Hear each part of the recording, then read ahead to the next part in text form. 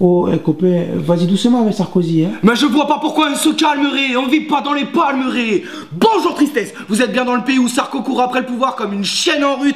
Big Malion, Kadhafi, tapis, les sondages, avion de plein de coke, t'as le CV de Belzébuth, arrête un peu ta flûte Paul Bismuth avant que le poids de ton indécence te brise la nuque. On est à la 40e semaine de l'année et j'ai lu que dans de nombreuses professions vous pouviez pas quitter votre poste ne serait-ce que pour uriner, alors que moi en toute décontraction je m'y prends souvent à 2 fois pour déféquer. Je te l'ai déjà dit mais je te le répète car c'est important pour ton équilibre, chier ailleurs qu'au travail est un manque de respect pour ton temps libre. Alors on va commencer la semaine avec Sarkozy. Alors bon, autour de lui, il y a autant de keufs qu'autour de Messrine en 1979, mais il a décidé de se représenter quand même à la présidence de l'UMP. Oh bah et pourquoi pas, de toute manière, il y en a, ils étaient contents de son retour. Ah, c'est les dealers de coke dans Paname, ça a klaxonné pendant toute la nuit. Ah, ils voient le bénéfice revenir les mecs, je te le dis. Mais il dit qu'il a changé. Alors il a pas changé, mais en tout cas, on dirait que sa mémoire elle est complètement lavée. Le mec, je sais pas s'il a pris un coup d'ardoise magique à travers la gueule, mais il arrive à se convaincre, en tout cas qu'il a bien changé le mec. Alors c'est-à-dire qu'il bouge plus les épaules, il était calme. Au début je croyais qu'il était sous Prozac le mec,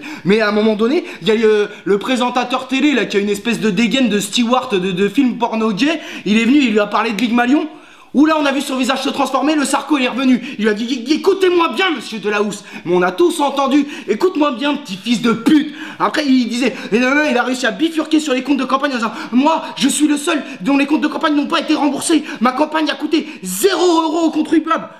Écoute-moi bien, toi, déjà ta campagne elle a pas coûté 0 € aux contribuables, d'accord, hein, avec ton espèce de sarcoton, là, ton téléthon d'escroc de riche, hein, il était défiscalisable à 33%, d'accord, donc ça a coûté très cher, ton espèce de merde, hein, putain, mais, en plus tu fais quoi, tu fais la plus grosse escroquerie à la démocratie de l'histoire de France, et derrière tu vas venir te plaindre qu'on rembourse pas tes frais de campagne, mais putain, mais, tu me fais penser à mes potes qui font des faux arrêts maladie et qui se plaignent du délai de carence, belle mentalité Sarkozy, hein, où tu vas, toi, mais il veut y aller, hein, il a dit je m'en fous, les affaires judiciaires, tout, j'en ai rien à foutre, je vais y aller, il est têtu le mec. Ah, tu pourrais casser un 33-10 sur sa gueule mon copain, et essaye, tu verras. Alors de toute manière, autour de lui, hein, c'est une guérilla judiciaire, les juges ils font la queue pour l'interroger, on dirait le four de Saint-Ouen pour aller pécho, ou la queue de Space Mountain à 17 h un samedi le bordel, hein. Donc il en est à 3 mises en examen de toute manière, donc t'as pas fini de te faire interroger, hein, et de te faire fouiller la rondelle mon copain, alors tu peux t'entraîner, vas-y Sarko, allez baisse-toi et tous, faut s'entraîner, sinon c'est décollement de la plèvre assuré mon copain. Alors bordel de merde, toute manière, il a réussi à sortir, il a honte de rien celui-là, il a dit mais qui c'est qui va laver mon honneur? Eh bah compte pas sur Dieu en tout cas mon copain, parce que Dieu il a prévu de poser une RTT le jour de ta mort, hein, grâce aux 35 heures d'ailleurs, tu vois, joli coup cette affaire là. Alors également dans la même famille là, alors il y a Pierre Gattaz. Alors Pierre Gattaz et le MEDEF ils nous ont fait leur proposition pour créer 1 million d'emplois. Donc en gros c'est retirer le droit du travail, à peu de choses près. Donc plus de SMIC, plus de 35 heures, faut enlever des jours fériés. Oh mon cher Pierre, hein, si t'étais le paillasson devant chez moi, mais je peux te dire que je marcherais dans la merde tous les jours et que je m'essuierais bien les pieds avant de rentrer, hein, ça je peux te le dire.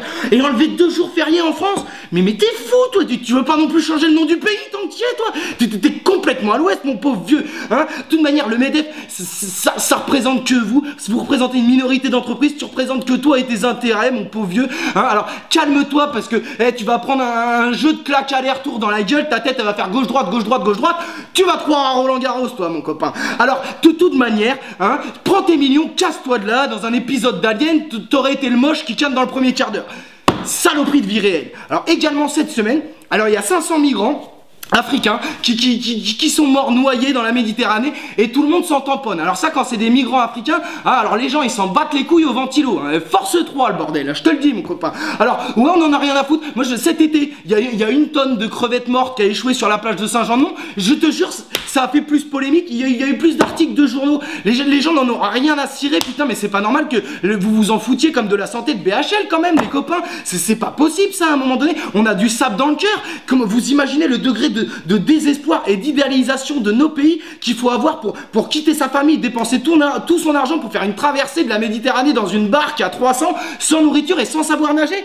Mais putain, mais merde, et nous on se plaint dans nos petites journées, on se plaint de nos petits soucis, etc. Mais putain, on devrait jubiler comme des SK devant une femme consentante, hein. Donc un peu plus d'empathie pour eux s'il vous plaît, et qu'on se plaigne un peu moins, bordel de merde. Alors également, il y a l'État qui a décidé de réglementer, qui voudrait un peu desserrer le monopole des notaires pour influer et créer une baisse des prix. Alors moi ça je dis, la libéralisation des notaires, il n'y a aucun problème avec ces escrocs-là, vous en faites ce que vous voulez. Hein, ça fait du fric sur le dos des morts, hein, ça facture 10 000 €, 3 coups de tampon et du travail bâclé. Alors hésitez vraiment pas les copains. Et les notaires, de toute manière, qu'est-ce que vous allez faire, hein? Vous allez bâcler votre travail, vous allez obliger vos clients à faire des recherches, vous allez surfacturer des prestations inexistantes et l'angle de votre tampon, ben vous le faites déjà de toute manière. Alors allez vous faire enculer. Également, cette semaine, il y a eu le procès, il y a le début du procès de Xynthia, de la tempête Xynthia. C'est donc à la Faute-sur-Mer, il y a eu 29 morts parce que des gens qui avaient été installés dans des zones inondables ont décédé suite à la brusque montée des eaux. D'accord? Et il y a une grosse polémique parce que le maire était au courant du fait que ce soit une zone inondable et il a quand même accordé des permis de construire. Et c'est pire que ça, hein. Son adjointe, elle possédait des terrains comme par hasard, des parcelles de terrain sur cette zone-là. Et le fils de cette adjointe, il était agent immobilier, c'est lui qui les vendait. Eh ben joli coup, ah bah putain, ces trois-là, au magasin des enculés, on n'attendrait pas les soldes pour les foutre en tête de gondole. C'est ça, je te le dis, hein, ça partirait, avec la qualité que c'est, ça partirait comme des petits tapins, le bordel. Alors putain, mais alors lui, c'est incroyable, il a plaidé un truc de la lune. Ouais bah alors mon copain, il a plaidé un truc de la lune, le mec, il est venu, il a dit bah oui mais je savais pas trop. La juge du tribunal a dit ça fait 30 ans que vous habitez là, vous saviez bien que c'était une zone inondable. Il a dit non mais j'ai de faibles capacités intellectuelles. Alors la plaidoirie par la bêtise mon copain, pas de chance pour toi, la justice protège les ignorants, pas les imbéciles. Alors t'auras tout le temps de te développer cérébralement en tôle, bon séjour mon copain. Alors cette semaine les copains, il y a 3 big up. Alors premier big up à un mec, un pêcheur, un amoureux de la pêche, il y avait son fils qui était en tôle, il a essayé de lui faire passer des téléphones mobiles avec sa canne à pêche. Il avait un sacré lancé et il s'est fait griller comme un narvalo. Il a pris de la prison ferme. Ah, ça coûte très cher de vouloir envoyer des trucs en prison, mais au moins, t'as eu de l'imagination, mon copain. Ça, il faut que ce soit clair. Également, il y a des mecs, des espèces qui travaillaient dans un garage. Le Vatican, il est venu, il avait déposé la voiture du pape au garage. Ils se sont dit, oh, il y a un joli coup à faire. Et ils en ont profité pour essayer de faire passer 40 kilos de cocaïne, les cons.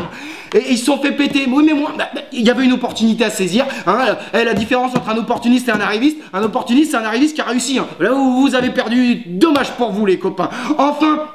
Alors, cette semaine, il y a en Ukraine un député qui a été jeté à la poubelle, les mecs. Ah bah ouais, mais ça c'est bien. Commence à y avoir de l'idée, les copains. Il y a de la créativité, c'est presque du Picasso. Mais je suis sûr qu'en se creusant un peu plus, on devrait pouvoir faire mieux, les copains. Alors désormais, chaque semaine, je décernerai la truffe de la semaine. Alors cette semaine, la truffe de la semaine est remise à un directeur d'école qui a exclu une élève parce qu'elle voulait pas enlever sa casquette en rentrant dans l'établissement parce qu'elle avait une pelade, elle perdait ses cheveux, la meuf. Donc il disait enlevez votre casquette et elle disait non mais mes cheveux, mon crâne c'est du parmesan râpé, monsieur, enlève ta casquette sinon je t'exclus. Et il l'a exclu. Bon, quand ça a fait polémique, il l'a réintégré, mais quand même, t'es une belle truffe, toi. Donc la France est rentrée en guerre en Irak. Bon, je sais pas, alors les guerres en Irak, il y en a plus que des coupes du monde maintenant. Donc bon, on fout le bordel, on y revient tous les 2 ans. C'est toujours difficile d'analyser ces conneries là.